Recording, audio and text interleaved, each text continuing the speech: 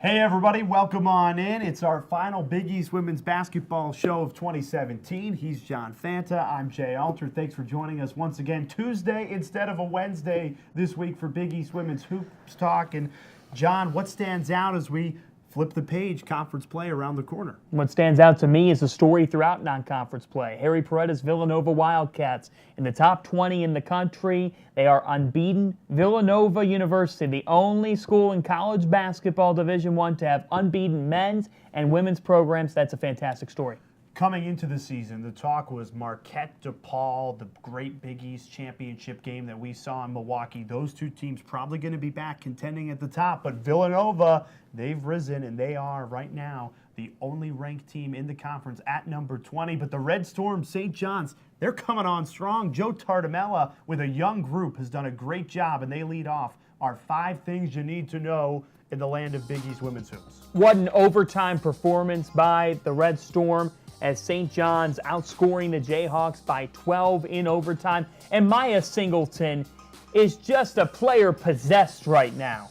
24 rebounds in the win. You know St. John's for their physicality, and last night Singleton was bringing it. There's one of 24 right there. That's a school record for the Red Storm, and just dominating in the paint.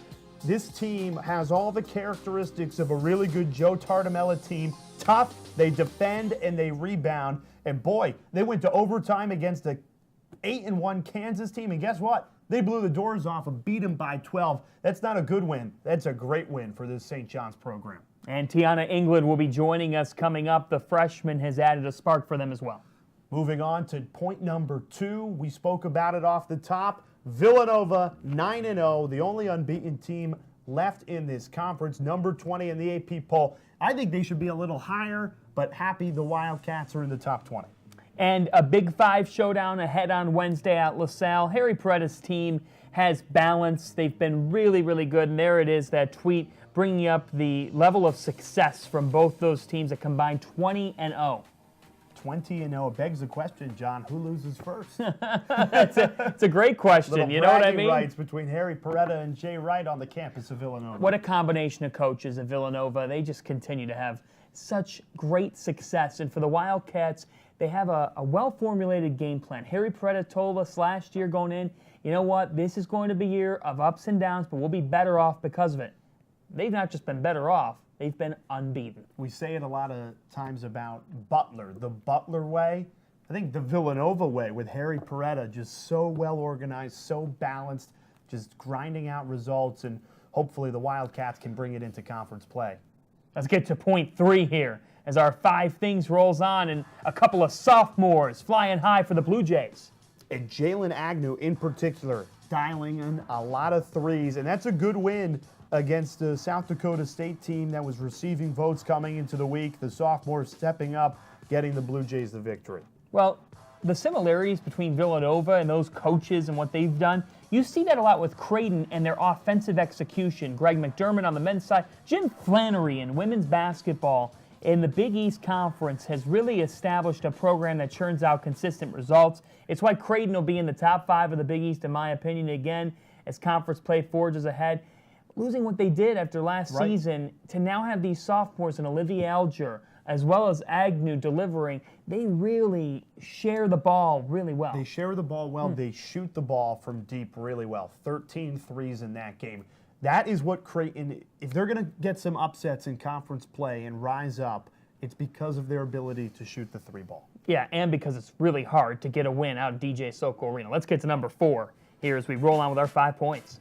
Big opportunity for Marquette this week, and they're coming off a good one. Blocked in Big East Player of the Week after 29 points. And now they have Notre Dame this week, and a real opportunity for the Golden Eagles against the number 3 team in the country. Golden Eagles have won 3 of 4. They're hitting their stride at a good time of year right in front of conference play. Had some ups and downs in the early goings, but that is part of getting used to having a target on your back game in and game out. So Alizea blocked in, winning Big East Player of the Week. Of course, had a phenomenal season a year ago. What does she need to do to continue to lead the Golden Eagles and take them to where fans think they need to be? It's unselfishness for the Golden Eagles. It's not anything that she has to particularly do for Marquette. It really is what they do as a team. They have one of the deepest backcourts in America. For Marquette, it comes down to staying away from the hero ball. You've got so much guard play that at times they can get a little bit too nearsighted. You got to look at the big picture and be able to share the basketball. And when Marquette does that, they're really an unstoppable offense. Our fifth and final point on the Big East women's basketball show this week is get those calendars out. Conference play just 9 days away.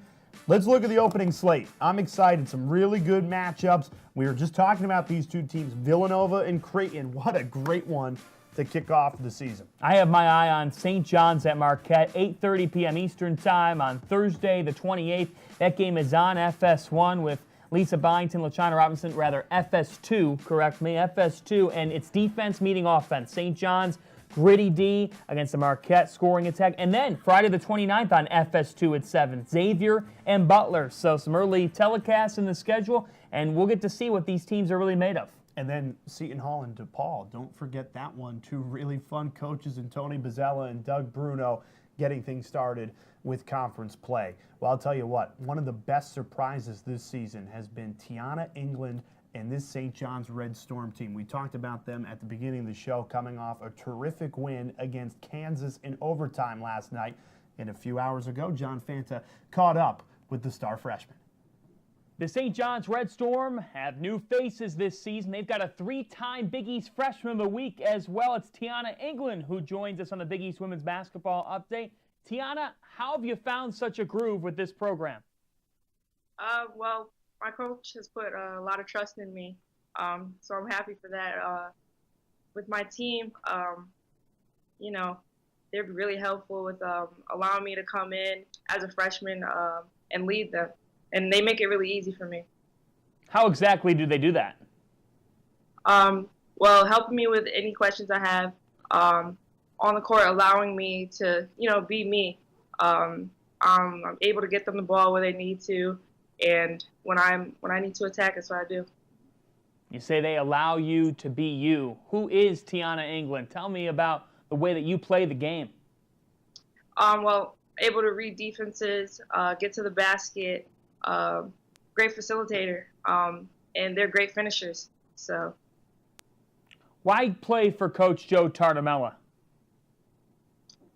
Well, first of all, he's a great coach. This program is great. Love playing for them. It's awesome. It's fun being here and also being close to home. That's really important for me. Last night, you guys outscored Kansas 14-2 in overtime to get the victory. What does a win like that do? One that was down to the wire, goes to OT. What can that do with Big East play about to begin? It's big, especially coming off of our Fordham loss in overtime. Overcoming that and coming back, getting the win, that was big for us. And conference is going to be tough. We know that. So it was good to come out with the win. Yeah, what have you heard about playing in the Big East? I've heard that it's tough. Any given night, anyone can come out and get the win. Whoever brings their A game, is going to come. It comes down to it. That's what it comes down to. What are those things that you've done well in non-conference play that you have to translate now with league play just over a week away? I feel like when we're not in our groove, not getting down on ourselves, that's really important. Even say when I'm not scoring, getting everyone involved, that's really important. And just making sure we keep our heads up. Can anybody get a rebound over Maya Singleton right now? I don't know. I don't think so. My goodness. I'm a big guy. She'd box me out, though. My goodness. 24. Yeah. Crazy good. Let's turn to Christmas here. Rapid fire with you. Your favorite Christmas song? Uh-oh. I don't even think I have one. Oh, come on. You got to have something. Mariah Carey, All I Want for Christmas Is You. Jingle Bells. That's a good one. I think I'll go with that. You have a favorite movie? Yeah, Christmas Story. I like that. Ralphie. Yep, classic. No bar of soap for you ever, though, right? No, not over here. Best gift you've ever received or given? Let me see. The Wii was big for me. For me, I think Let me see. When I was younger, I liked to play instruments. So one year I got a piano, so that was cool. Nice. A holiday tradition for you? You get to go home to Stanford. Well, actually, this year we're gonna have a ugly Christmas sweater party. So we're gonna start that up. Hopefully, keep that going. So that should be fun. Have you found your Christmas sweater yet? Yeah, I did. Pretty ugly. Let's hope you're the best one. And finally, if you could buy your head coach, Joe Tartamella, a gift, if you could get him something for Christmas, what would the gift be?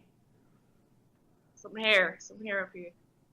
Oh, wow. I was just going to settle for some Red Sox, but let's see. Maybe he needs a trip to the barber shop. Tiana England, she's been lighting it up for the Red Storm. Good luck as the season goes on. Thank you so much. Just a freshman. And she's dishing out insults to her coach like that? Had 7 dishes against Kansas. Why not one more? What are you getting me for Christmas? I'm still working on some hair product probably for you. Yeah, need the gel. Yeah, you need it. You need it. What do we got? Upcoming slate. So this is our final women's basketball show of 2017. So let's run through the week coming up, and then we'll run through the opening slate of conference games as well. What out of that sticks out to you? Butler has won 3 straight and is peaking at the right time as well before conference play, so they take on Indiana State. Georgetown, that's a battle close to home with VCU. And I'm interested to see how Creighton handles the test, welcoming in the 12th-ranked team in the country in the Florida State Seminoles. I agree with you. Statement opportunity for the Blue Jays coming off a really good South Dakota State win. Keep your eye on Marquette at Notre Dame. We talked about it earlier. Wednesday, 3 o'clock.